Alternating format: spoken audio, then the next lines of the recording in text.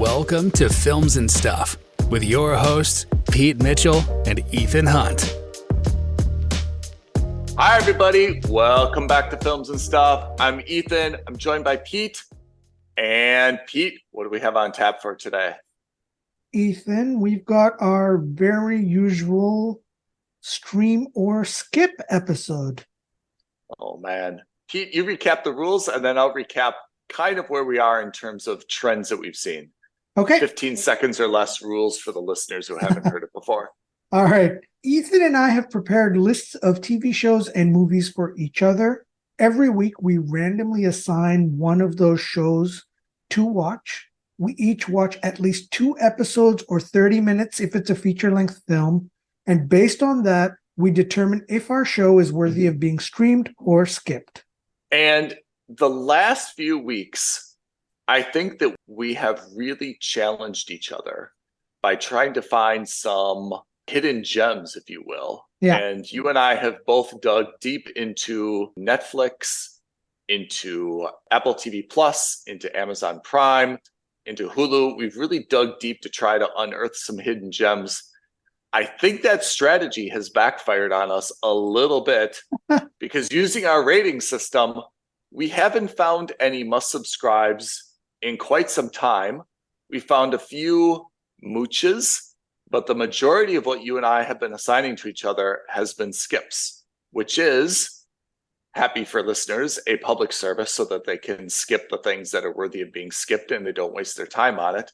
But we really need to unearth, I think, a few more hidden gems. And that's something that we have not done, at least in the past few weeks. And bad news, spoiler alert, I don't think that trend has ended this week, has it? No, it has not. So before we get into it, though, I will say last week I was assigned quarterback.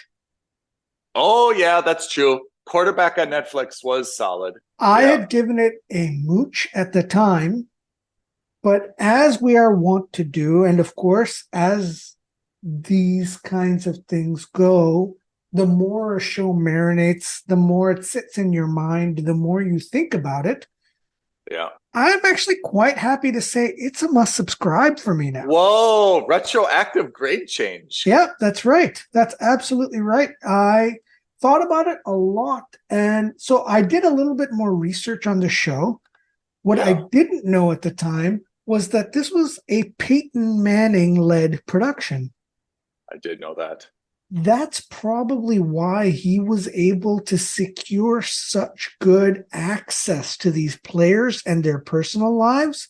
Yeah. Because Peyton Manning is a legend in the NFL community, right? I mean, not just as a player, but even as a color commentator now and as an analyst.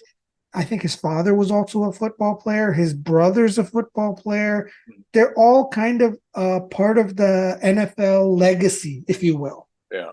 And apparently, I also found out he has been struggling to find other players for the next season. Oh, really? Yeah. This was supposed to be a multi-season show. Despite the fact that, quarterback was actually very well received by the community overall, or at least the sports community overall, there's still a risk, right, for players that they don't want to come off negatively, especially while they're still playing, especially while there's still contract talk still happening. So I can understand why it would be difficult for everyone to sign on. People like Patrick Mahomes, he's a safe bet, because he's kind of like a star. He's like a celebrity. He's also got a secured contract. I think he's a little bit more confident and self-secure. Whereas I think most people would be more afraid to be in Marcus Mariota's position, where they're struggling. They're not sure where their playtime is going to be. They don't want to amplify that with a Netflix show. Yeah, I agree with you. I think that the job is stressful enough without having the cameras kind of poking into your personal life as well. Yeah. And if you've got anything kind of like dicey coming up in the next year, you probably want to keep that private and not have that publicly disseminated for everyone to kind of pick apart. if you win, it's a huge win for the show. Yeah. Like, it's a great success story. Yeah. But if you lose, it's kind of unceremonious, right? And we saw that with Mahomes, and we saw that with Mariota. So we'll see if season 2 happens. Yeah. I'm sure if there's anyone who can pull it off, it's Peyton Manning. Yeah. But anyway, I thought I'd just give you a quick update on that. So you've got a retroactive grade change. Quarterback is now a must subscribe. So I take back everything I said about not assigning you good shows. But the point you make is absolutely solid because, I mean, if you want to look, out of my last 10 shows, 5 of them have been skips. And 1 must subscribe. 1 must subscribe. I mean, you're looking at a 10% success rate. In reality, that's not a bad success. I mean, that's probably about right.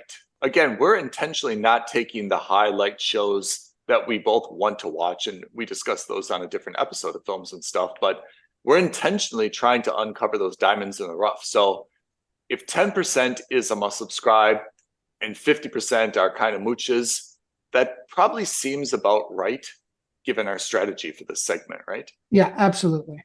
That's absolutely right. Because again, for those of you who are new to Streamer Skip, the point of our lists is that these are shows that Pete and Ethan don't normally watch. Yeah. Because we're obviously going to watch the latest Star Wars show. We're obviously going to watch shows that we're already been fans of, from previous seasons. Yeah. That's fine. The point is, how do I find the next diplomat? The bear. How do we find the next bear? How do we find the next beef? How do we find these next shows? Yeah. I would never have watched Beef, for example. Yeah. Yeah. I would never have watched Beef. The Diplomat. I wouldn't have watched Bear. Yeah. Diplomat, maybe only because it's so high profile on Netflix, but I wouldn't have rushed out to do it. Exactly. Okay. So what did I assign you this week? Without further ado, this week I had an animated show on Netflix called Mulligan. Mulligan. A little bit of background. I am a huge fan of mature animated shows. So when I say mature animated shows, I mean animated shows that have themes that are a lot more adult oriented. So teenage Pete was a fan of The Simpsons. Family Guy. I have now drifted away from those. But for example, I was a huge fan of Archer. I was a huge fan of Gravity Falls, Final Space, these kinds of shows. Loved. I think they're great. So I always look forward to animated shows that have an adult skew. Spoiler alert, not a fan of Mulligan. Okay. So the premise is that an alien species invades and attacks Earth, thoroughly decimates and destroys the planet. However, in a last-ditch effort, one guy is able to defeat the aliens because it's like Independence Day. He blows up the mothership with a lucky baseball throw at an exhaust port, just like in Star Wars. Destroys the mothership, and all the other ships on the planet die. Okay. So the Earth is now decimated. It's basically like a post-apocalyptic scenario. And because he was the guy that destroyed the mothership, he gets elected president of the United States. Is his name Mulligan? His name is Matty Mulligan. Okay. So the Earth is in shambles. So what he does is, he's never been president before. He's not a smart guy. He's like, your stereotypical jock, so not very smart. He wants to get married to the former Miss America. They get engaged. She breaks up with them because her thing is like, okay, we need to save the animals. And the zoo has the only working generator in Washington, D.C., and he takes that generator so that he can take her out on a date or something stupid like that. And because of that, the animals in the zoo die. And so he puts together a cabinet. His vice president is this old white guy who's supposed to be like a Mitch McConnell type, played by Dana Carvey. Oh, Dana Carvey. His scientist is like this super genius lady doctor, played by Tina Fey. But they play up the fact that she's a woman doctor. So She's struggling with her 2 kids. She's single, and she keeps repeating these lame jokes about not having anyone who can take care of her kids because she needs childcare. And, this feminism, like I can have it all kind of thing. That whole stereotypical shtick. Yeah. It gets super lame, super quick. Oh, And no. it's just not a fun trope because they don't take it anyplace new. It's like that old stereotypical view. It's kind of silly. It's just not great. It's not fun. None of it kind of stood out to me. Other than Dana Carvey and Tina Fey, the other notable voice that I recognized was Daniel Radcliffe. Oh, yeah. Harry Potter. Yeah, Chrissy Teigen plays the former Miss America. Okay. It's a skip. The premise is fine because the premise is kind of secondary, but it just wasn't funny. It was trying to be a comedy, but it just wasn't funny. It's just not worth your time. Okay. Even a skip and a bad review is useful for listeners. Now Absolutely. they know, don't waste your time on Mulligan. So let's swiftly move on. Oh, What yeah. did you have this week? I had a comedy on Netflix called Fisk. It's a Australian comedy. It was released at the end of 2021, and I think it's on television in Australia. They say that it's 2 seasons, but what that really means is that it's 2 seasons of 6 episodes each. Yeah. So for Netflix purposes, it's just 1 season of 12 episodes.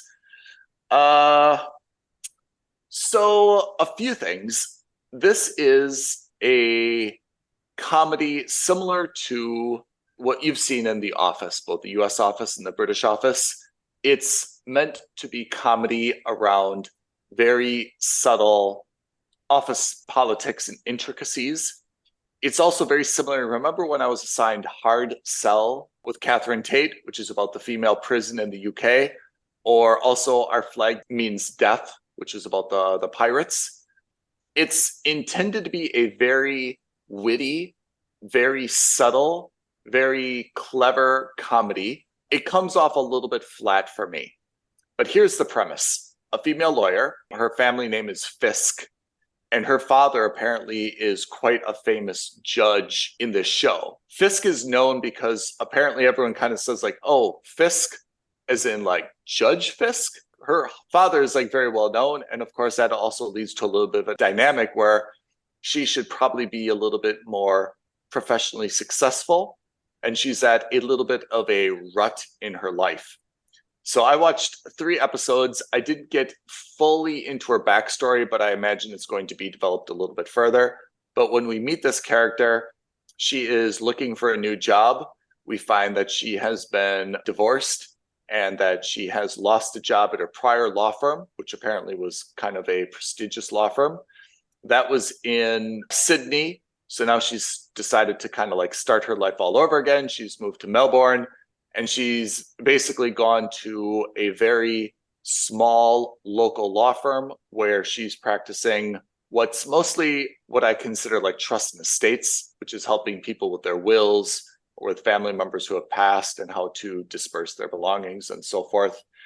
We find a little bit of a disclosure that she was apparently fired from her last law firm, and apparently it was for some kind of aggressive behavior towards a client. She may have kind of like yelled at them or talked sarcastically to them. She definitely has a little bit of an attitude. Apart from that, that's really it. Again, just like The Office and Hard Sell, it just kind of bounces between, the local convenience store / coffee shop / office / apartment building with, silly landlord. It's low production value. It's supposedly, funny based on the writing, based on the wittiness, based on the quirks of all the characters. For me, it falls a little bit flat, as I mentioned. Maybe if I even watched like the US Office or the British Office, the first 2 episodes, those would also fall flat. Because to be honest, a lot of the charm of those shows, I mean, if you think about The Office, you need to understand Dwight a little bit. It takes some time to understand Dwight. You need to understand Jim a little bit. It takes a few episodes to kind of understand their quirks and their backstory and who they are. You know, just like Kramer and Seinfeld, right? He's not that funny in the first episode, but kind of like towards the end of the season, you get to see like his persona and his quirks. Fisk, in theory, could grow on me. It has won a few awards, you know, for its comedy and for its writing. But I have to say, when I've watched 3 episodes, they're all 30 to 45 minutes. Everything is kind of funny, but not funny that I like laugh. Not funny that I keep a joke in my head that I want to kind of like reuse or repurpose with you or with someone else. You know, it's just kind of like, you know, like kind of like that polite little laughter where, it's kind of funny. It's a little bit quirky. It's a little bit silly. You know, it's definitely a comedy, but it hasn't really like made me laugh out loud, slap my knee, or again, I judge it as like a show's got like so many good jokes that I like repurpose them and I use them in my own life and kind of like adapt them and then like basically consider them my own. So I have to say Fisk is a skip. Sometimes, as you know, I give that rating and I feel a little bit guilty about it. Here, I don't feel guilty about it, but I don't say it with any malice either. It's just not a great comedy. Absolutely possible that if I pour through 8 to 10 episodes, it would get super funny by episode 10 to 12. But again, our time is valuable. The time of our listeners is valuable. And no one really has the emotional investment to spend 10 episodes trying to feel something out if it's funny or not. If it doesn't start well, you may not be around to find it when it really gets good. So for me, Fisk on Netflix is a skip. And hopefully we get something better for you and for me next week. Indeed. That's the dream anyway. So with that in mind, roll the dice and let's see what the assignments are. Absolutely. So next week, I am staying on Netflix to watch a show called Vortex. I have added it to my list. I have no idea what it is, but I think it's a sci-fi show based on the title and I think the cover art. Could be promising. And you are on Apple TV and you're going to be watching Swagger. Oh, yeah. I'm excited to watch that. Kevin Durant story. Is it the Kevin Durant story? That's what I heard, that it's a very loose approximation on his story. I think he's like an executive producer on the show or something like that. Okay. I have to say, I've seen Swagger plastered all over Apple TV Plus. Have not ever tried it or watched it, but I'm intrigued to check it out, I have to say. Yeah, I'm intrigued to hear your thoughts on it because A, you're a fan of sports in general. True. B, you're a fan of Apple TV. True. C, sports season is kind of ramping up now. And so, you know, we've got a lot of interests that are kind of peaking at this time. What do you think of this trend, though? There seems to be also this trend where sports stars more and more are kind of financing their legacy, right? Yeah. And if not legacy films, but like films that they've always wanted to do. Like I think LeBron was the first one to start that off. Yeah. Most famously, at least off the top of my head, I can't think of anyone who did a better job than Michael Jordan with Space Jam back in the 90s. Yeah. Off of that, LeBron has kind of wanted to emulate that career arc even more so. Yeah. He did Space Jam 2. He's done a lot of other movies. He's, produced a lot of other series. He's got his own podcast that he's producing on his own TV show as well. So there's a lot of overlap with him in Hollywood. And I think a lot of other athletes are doing the same thing. I mean, it seems to just be becoming a thing as now, like, you want to kind of recast your legacy or position your story. And the way to do that is to obviously spend some money to have a show made that's loosely based upon your own life, right? Yeah. And we've seen that a little bit with, like, in the past, we've seen that with rappers a little bit, right? Yeah. Like the easiest person for Eminem to play was Rabbit in 8 Mile, which was very loosely based on his own life, right? We saw 50 Cent do it in, I don't know what he was in, but a few things, including Ghost, which basically he plays himself in one way or another, right? It was always easiest for rappers to kind of play someone that was, similar to themselves. And now obviously basketball players are casting other people to be their alter ego. So it'll be interesting because I'm not a fan of KD, but I am interested in the show. So it'll be interesting to see how you like it or don't. I have to say I'm a little bit agnostic plus on Durant, which is I definitely do not dislike him, but I absolutely would not like stand up in a bar and like defend him. Oh, yeah. I mean, I'm not saying like physically, I'm saying like verbally, like if someone's like, oh, he's the worst and he's bad and he's not a nice guy, I don't think that I'd like exchange any words and try to talk someone out of that opinion. I feel very, very neutral about him.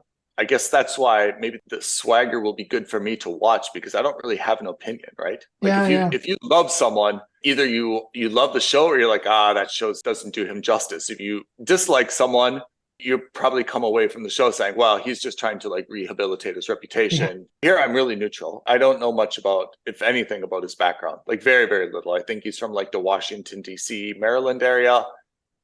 And that's more or less that's all I really know about him. All right. So that's it. You've got Vortex. I've got Swagger. We keep our fingers crossed. Hopefully we've got some good shows to report on for next week on Streamer Skip. Indeed. In the meantime, if you've got any shows that you'd like us to watch and review for you, or if you have any thoughts on Mulligan or Fisk, or maybe you've watched Swagger and Vortex and you want to give your 2 cents before we do, you can tweet at us at F&S Podcast. You can DM us on Instagram at Films and Stuff Podcast. You can email us aloha@filmsandstuffpodcast.com. But obviously, the easiest way to do that is to comment on this video, like it, subscribe to our channel, hit that bell. All of those standard YouTube things helps us out. All right. Everyone, thank you for tuning in to this week's episode of Stream or Skip on Films and Stuff. Don't forget to check out our other episodes. We've got a lot to discuss coming up, including Lioness, including Foundation, including all the other stuff that we're watching, so don't miss out on that. Pete, thank you for your time. Listeners, we'll catch up with you on the next episode, okay? Thanks, Ethan. Thanks, everyone. Thanks, everyone. Bye now. Thank you for listening to another episode of Films and Stuff. If you haven't already, please subscribe and review on Apple Podcasts, Spotify, or wherever podcasts are downloaded. Films and Stuff. There is no substitute.